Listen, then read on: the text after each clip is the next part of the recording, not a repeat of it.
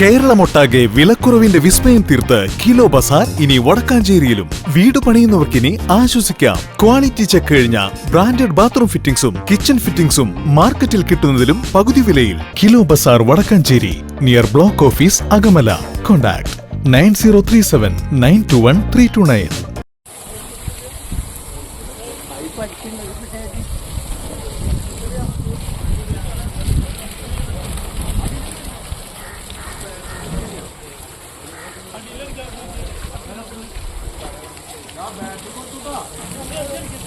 വെള്ളറക്കാട് ആദൂരിൽ ഓടിക്കൊണ്ടിരുന്ന ഓമ്നി വാനിന് തീപിടിച്ചു. ഡ്രൈവർ ഇറങ്ങി ഓടിയതിനാൽ വൻ ദുരന്തം ഒഴിവായി.